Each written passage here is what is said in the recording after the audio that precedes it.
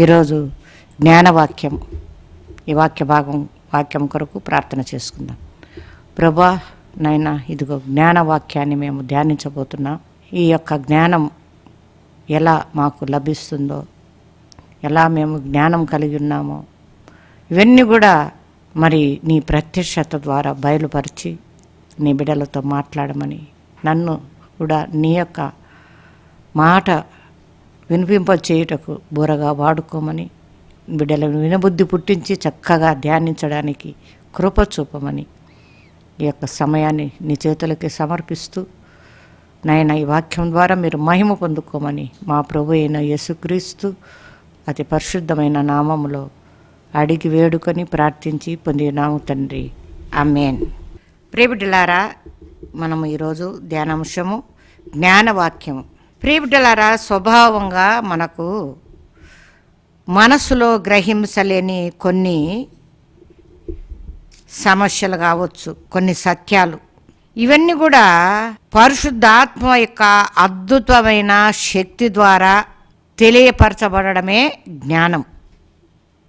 ఎన్నో విషయాలు మన స్వభావంగా తెలుసుకోలేనివి, మన మనసుతో గ్రహించలేనివి, కొన్ని సత్యాలను మనము పరిశుద్ధ ఆత్మ చేత అదృశ్యమైనవి కానీ ఏవైనా కూడా దేవుని యొక్క ఆత్మశక్తి ద్వారా, ఈ అద్భుతమైనటువంటి ఆత్మశక్తి ద్వారా తెలియపరచబడుతుంది కదా, అదే జ్ఞానము, జ్ఞానవాక్యము. ప్రియబిడ్డలారా, ఈ సత్యాలు ఒక వ్యక్తిని గురించి కానీ, లేకపోతే ఒక పరిస్థితులను గురించి కానీ, జరిగిపోయిన విషయాలు కానీ, జరుగుతున్న విషయాలు కానీ, ఏమైనా దేనికి సంబంధించినట్టయినా కావచ్చు. వీటన్నిటిని గురించి ఈ జ్ఞానం అనే వరము ద్వారా ఈ యొక్క మనము గ్రహించాలంటే, ఈ మానవ జ్ఞానంతో మనం గ్రహించలేని సంగతులు, మానవ జ్ఞానంతో ఏవైతే మనం గ్రహించలేకపోతున్నాం, నాకు తెలియదే, నాకు కానీ తెలిసినట్టేంటి, నాకు కానీ నేను ఇట్లా జరుగుతుందని అనుకునింటే నేను ఇలా చేయకపోయిందు అని అంటాం కదా. అంటే ముందుగా నాకు ఇట్లా జరుగుతుంది అని కానీ నాకు తెలిసింటే నేను ఇలా చేయను, ఇలా వచ్చి ఉండేవాడను కాదు అని చెప్తూ ఉంటాం. కొన్ని ఇట్లా అవుతుందని అనుకోలేబ్బా నేను అని బాధపడుతుంటారు. కానీ జ్ఞానం అనేది మనము గ్రహించలేని మనుషుల యొక్క ఈ యొక్క జ్ఞానము ద్వారా తెలుసుకోలేని సంగతులు, గ్రహించలేని సంగతులు దేవుని నుండి తెలుసుకోగలము. కాబట్టి దేవుని నుండి తెలుసుకోగలగడం అది జ్ఞానం. కాబట్టి పాత నిబంధన గ్రంథంలో మనము కొన్ని ఉదాహరణలు చూస్తే, ఆహియాతో దేవుడు మాట్లాడి ఆ మోసమును గురించి ఆహియాతో హెచ్చరించబడినాడు. ఆహియా ఎలాగంటే, ఆహియాతో మాట్లాడినప్పుడు బుద్ధివాక్యము, జ్ఞానవాక్యము రెండు పనిచేసినాయి. రెండు కలిపి ఆహియాకు చెప్పాడు. ఏరాబాము యొక్క భార్య మారువేషం వేసుకొని వచ్చింది. ఆ యొక్క ఆహియా దగ్గరికి వస్తుంది. దేవుడు ఆహియాకు చెప్పాడు, ఇదిగో ఏరాబాము భార్య నీ దగ్గరకు వస్తుంది, ఆమె ఎందుకు వస్తుంది, ఆ విషయాలన్నీ ఆమె కుమారుని కొరకు వస్తుంది నీ దగ్గరికి. నీ దగ్గరకు వచ్చినప్పుడు నేను చెప్పినట్లు నువ్వు మాట్లాడు. ముందుగానే దేవుని యొక్క జ్ఞానంతో తెలుసుకున్నాడు. ఏరోబాము భార్య వచ్చింది వాకిలి కాడికి. వస్తేనే ఆహియా ఏమన్నాడు, ఏరోబాము భార్య లోపలికి రా, పేరు పెట్టి చెప్పేశాడు. ఆమె మారు వేషం వేసుకొని వచ్చింది. ఇంకొక చెలికత్తను తీసుకొని మారు వేషం వేసుకొని వచ్చి ఆహియాను అడుగుదామని వస్తే ఆహియా ముందుగానే చెప్పేస్తున్నాడు. ఆమె పేరు పెట్టి ఏరోబాము భార్య ఆమె వచ్చింది కాబట్టి పేరు పెట్టి పిలుస్తున్నాడు. ఆమె మోసంతో వచ్చింది, అహయ్యకు తెలియకుండా మారువేషంలో వచ్చింది. కాబట్టి ఇది ఎలా లభించింది? దేవుని జ్ఞానం. దేవుని జ్ఞానంతో అహయ్య ముందుగా తెలుసుకున్నాడు. అలాగే ఇంకా ఏలియా కూడా జ్ఞానంతో ప్రోత్సహించబడినాడు. ఏమన్నాడు? ఏలియా ఏమన్నాడంటే, యెహోవా, నీ కొరకు నేను ఒక్కడనే మిగిలిపోయాను అని, ఇంకా నా ప్రాణం కూడా తీసుకో, నేను ఒక్కడనే మిగిలిపోయినా, అందరినీ చంపేసినారు, నేను ఒక్కడున్నా, నేనుంటే కూడా ఏం ప్రయోజనం, నా ప్రాణం కూడా తీసుకొని దేవుడికి చెప్తున్నాడు. దేవుడు ఏమన్నాడంటే ఏలియాతో, ఏలియా, నువ్వు ఒక్కడివే కాదు, ఇంకా 7,000 మంది ఉన్నారు, ఇంకా 7,000 మంది ఉన్నారని బయలుపరిచాడు. అది దేవుని యొక్క జ్ఞానం బయలుపరుస్తుంది. అలాగే గెహాజీ కూడా చూడండి. గెహాజీ మరి ఈ నయమాను దగ్గరికి వెళ్ళి ఆ వస్త్రాలు, సినారే వస్త్రాలు, కొంత ద్రవ్యాన్ని తీసుకున్నాడు. ఎలీషా దగ్గరికి వచ్చాడు. అప్పుడు ఎలీషా అడిగాడు, ఎక్కడున్నావు గెహాజీ? నేను పిలిచినప్పుడు అంటే ఇక్కడే ఉన్నా, నేను ఎక్కడికి పోలేదే అని అన్నప్పుడు ఎలీషా అంటున్నాడు, నువ్వు ఎక్కడ ఉండేది నాకు తెలీదా, నేను చూడలేదా అని గెహాజీని ఎలీషా గద్దించినాడు. నువ్వు ద్రవ్యాలు తీసుకునింది, నువ్వు వస్త్రాలు తీసుకునింది నేను చూశాను, ఆ సమయాన నా మనసు నీ దగ్గర లేదా? ప్రియబిడ్డ, జ్ఞానముతో, జ్ఞానవాక్యముతో ఎలీషా గెహాజీ నయమాను దగ్గరికి వెళ్ళినది, అక్కడ మాట్లాడిన మాటలు, అక్కడ తీసుకున్న ద్రవ్యము, వస్త్రాలు అన్నీ కూడా తెలుసుకోగలిగినాడు. అలాగే శత్రువుల యొక్క పన్నాగాలు కూడా ఎలీషాకు బయలుపరిచాడు దేవుడు. ఇక చూస్తే దావీదు అక్రమాన్ని, దావీదు చేసినటువంటి అక్రమాన్ని గూర్చి మరి నాతానుకు బయలుపరిచినాడు. నాతాను వచ్చి, నువ్వు ఇలా పాపం చేశావు, నువ్వు అక్రమం చేశావు అని నాతాను వచ్చి హెచ్చరిస్తున్నాడు దావీదును. ఇలా పాత నిబంధనలో కొంతమంది ఇంకా చాలా ఉన్నాయి. దేవుడు బయలుపరుస్తున్నాడు. ఆ జ్ఞానము, ఆ జ్ఞానవాక్యము వాళ్ళ దగ్గర ఉంది. ప్రియబిడ్డలారా, మన ప్రభు అయిన యేసుక్రీస్తు కూడా ఎన్నో సందర్భాలలో ఈ జ్ఞానవాక్యాన్ని మరి ప్రత్యక్షం చేశాడు. యోహాను సువార్తలో 1వ అధ్యాయం 47వ వచనంలో చూస్తే, 50వ వచనం వరకు చూస్తే, నతనయేలుకు యేసును చూడలేదు కదా. నతనయేలు యేసును చూడలేదు, కలవలేదు, కానీ యేసును అతని గూర్చి, అతడు నిజముగా ఇజ్రాయేలుడని, అతని యందు కపటం లేదని జ్ఞానవాక్యం ద్వారా ఈ నతనయేలు గ్రహించాడు. యేసు ప్రభువును చూడలేదు కదా, అయినా ఏం చెప్తున్నాడు? చూడకపోయినప్పటికీ అతడు నిజంగా ఇజ్రాయేలుడే, అతనిలో ఏ కపటము లేదు.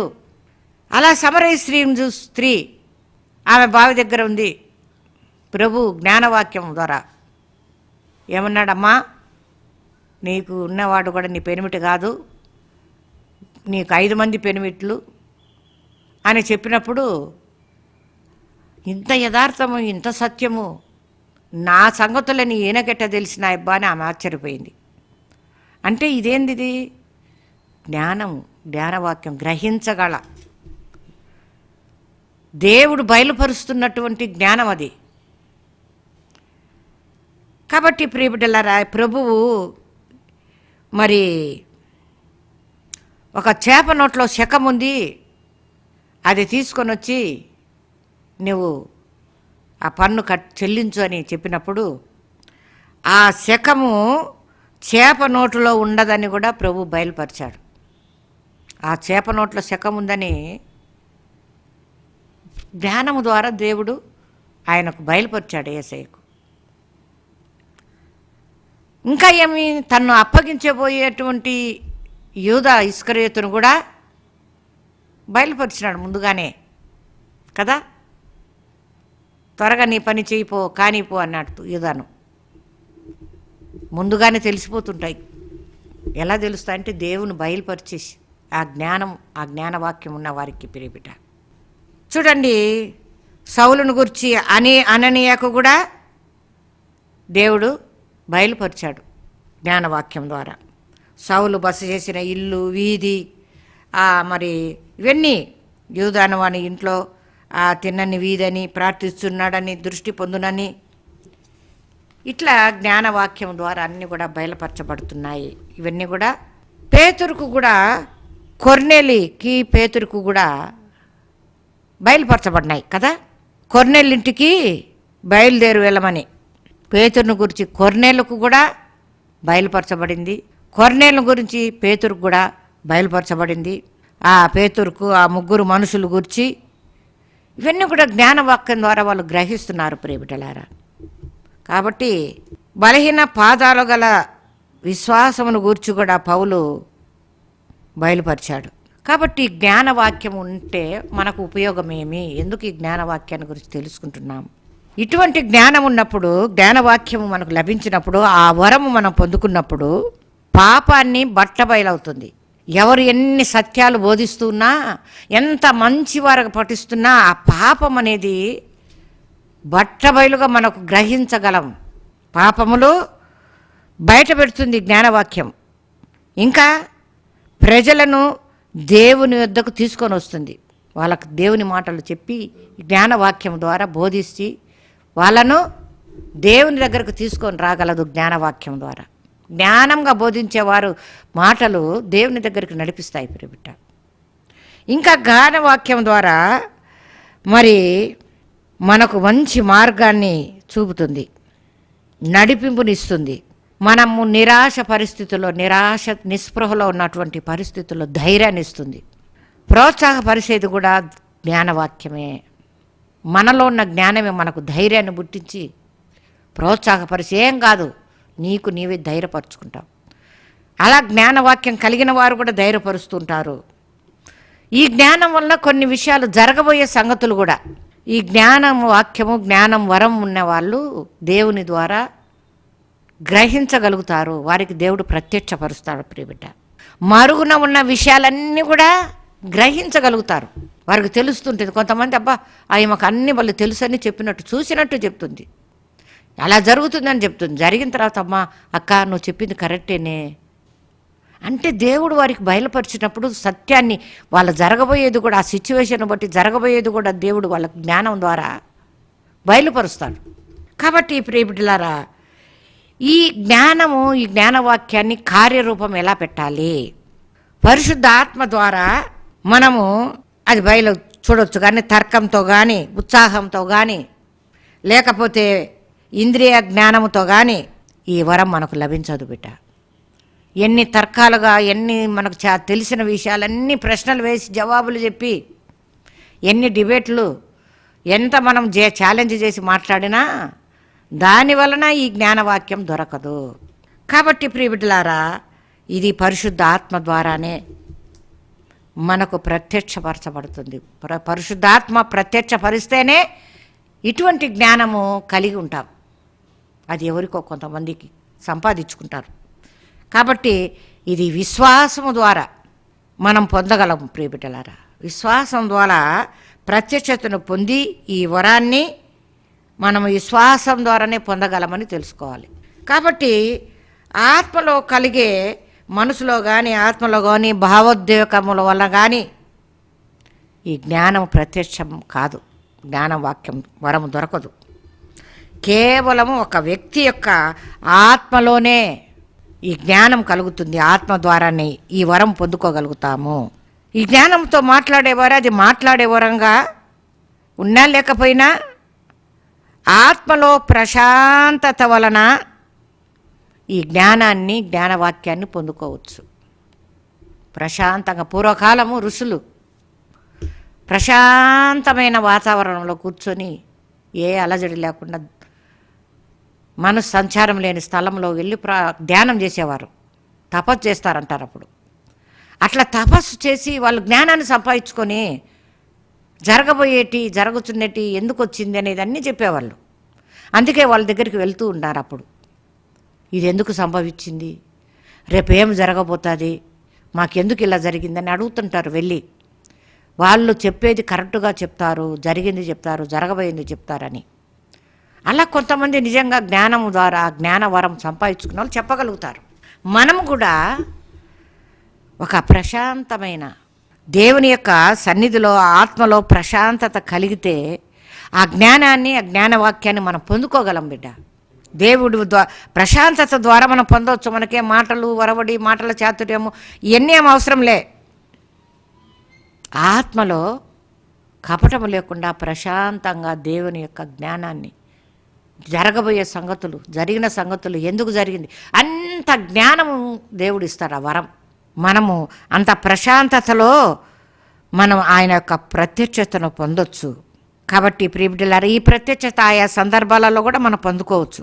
ఈ జ్ఞానాన్ని ఇతరులతో మనం పంచుకునేటప్పుడు అది మాట్లాడే వరం అయిపోతుంది ప్రియమైన బిడ్డలారా. కాబట్టి ఆత్మపూరుడై దేవుని స్వరము వినడానికి ఎవరికైతే ఆసక్తి కలిగినటువంటి ప్రతి క్రైస్తవుడు కూడా ఈ జ్ఞానవాక్యాన్ని, జ్ఞానవరాన్ని అనుభవించవచ్చు, పొందుకోవచ్చు. ఆసక్తి ఉండాలి మనకు. ఆత్మపూర్ణులమై దేవుని యొక్క స్వరము వినాలి, దేవుని స్వరము వినాలి అనే ఆసక్తి కలిగి ఉంటే అటువంటి ఏ బిడ్డైనా ప్రతి క్రైస్తవుడు కూడా జ్ఞానవాక్యాన్ని, జ్ఞానవరాన్ని పొందుకునే ప్రతి ఒక్క అవకాశం ఉంది ప్రియబిడ్డ. కానీ నీలో హృదయంలో దేవుని స్వరము నేను వినాలి, దేవుని మాటలు వినాలనే ఆశ, ఆతృత, ఆసక్తి నీకు ఉండాలి. కాబట్టి మనకు ఈ జ్ఞానవాక్యం కలిగిన వారు మంచి ఆలోచన చెప్పి మనల్ని నడిపిస్తూ ఉంటారు ప్రియబిడ్డలారా. ఇది కూడా ఒక మంచి పరిచర్య. మంచి ఆలోచన చెప్పే పరిచర్య. దాన్ని కౌన్సిలింగ్ అంటారు కదా. కొంతమందికి చాలా బాధల్లో, డిప్రెషన్లో పోయినప్పుడు ఈమెకు కౌన్సిలింగ్ ఇప్పించాలా అని కొంతమంది కౌన్సిలింగ్ ఇస్తుంటారు. మంచి జ్ఞానం కలిగిన వారు. ఇప్పుడు సైకాలజిస్ట్ డాక్టర్లు కూడా కౌన్సిలింగ్ ఇస్తుంటారు కదా, మానసికంగా ఇబ్బంది పడిన వాళ్ళకు. కాబట్టి మానసిక డాక్టర్లు, మానసిక శాస్త్రజ్ఞులు. కానీ జ్ఞానవాక్యం కలిగినటువంటి క్రైస్తవులు కూడా కౌన్సిలింగ్ ఇవ్వచ్చు. వాళ్ళు ఎంత బాధలో, ఏదో నష్టపోయి, ఏది ఫెయిల్ అయిపోయి, ఎన్నో అలజడులతో ఉన్న వారికి ఈ జ్ఞానవాక్యం వరం కలిగిన వారి దగ్గరికి పోతే వారు కౌన్సిలింగ్ ఇస్తే వారికి ఊరట, ఆదరణ, మేలు, మంచి జరుగుతుంది. కాబట్టి జ్ఞానవాక్యము, జ్ఞానవరం కలిగిన వారు ఈ పరిచర్య కూడా చేయొచ్చు. కొన్ని మంచి చెడులు తెలియక పాడైపోతుంటాయి కుటుంబాలు, పాడైపోతుంటాయి జీవితాలు. ఈ జ్ఞానవరం కలిగిన వారు దగ్గరికి సలహాలకు పోతే వాళ్ళ యొక్క పరిచర్యలో మనం కానీ తీసుకుంటే వారి పరిచర్య వలన సమాధానం లభిస్తుంది. వాళ్ళ మనసులో ఉన్న బాధ, భయము అన్నీ తొలగించేస్తారు. వాళ్ళు ధైర్యపరిచి, నెమ్మదిపరిచి, నిబ్బరపరిచి, దానికి పెద్దగా భయపడకుండా, పెద్ద సీరియస్గా తీసుకోకుండా దాన్ని ఎంత కౌన్సిలింగ్ ఇచ్చి మంచిగా వాళ్ళని మార్చగల శక్తి, జ్ఞానం వరం కలిగిన వారు చేయగలరు ప్రియబిడ్డ. వారి పరిచర్య చాలా గొప్పది. కానీ అటువంటి వాళ్ళ దగ్గరికి వెళ్ళరు. మంచి సలహాలు, మంచి పరిష్కారం చూపించే వారి దగ్గరికి ఆమె పెద్ద జ్ఞానంలే, పెద్ద తెలివిలే, జ్ఞానం వరం కలిగిన వారి దగ్గర మనము వారి పరిచర్య, వారి సలహాలు తీసుకోవడం ఎంతో మంచిది. కాబట్టి ఈ వరము మనలో ఎప్పుడు కూడా కొనసాగాలంటే మనలో ఎప్పుడు కూడా విధేయత ఉండాలి. ఎవరు ఎన్నన్నా కూడా మనకు విధేయతనే కనపరచాలి ప్రియబిడ్డ. మనల్ని కించపరచవచ్చు, అవమానపరచవచ్చు, గొప్పగా పొగడవచ్చు. కానీ మనలో ఎప్పటికీ ఏ సమయంలో కృంగిపోకుండా, ఎచ్చిపోకుండా విధేయతలో ఉంటేనే ఈ వరం మనకు కొనసాగుతుంది. ఎప్పుడైతే విధేయత లేకుంటుందో ఈ జ్ఞానవరం పోతుంది మనకు. అంతవరకు జ్ఞానంగా మనం ప్రవర్తించిన జీవితము స్పాయిల్ అయిపోతుంది, భ్రష్టు పట్టిపోతుంది.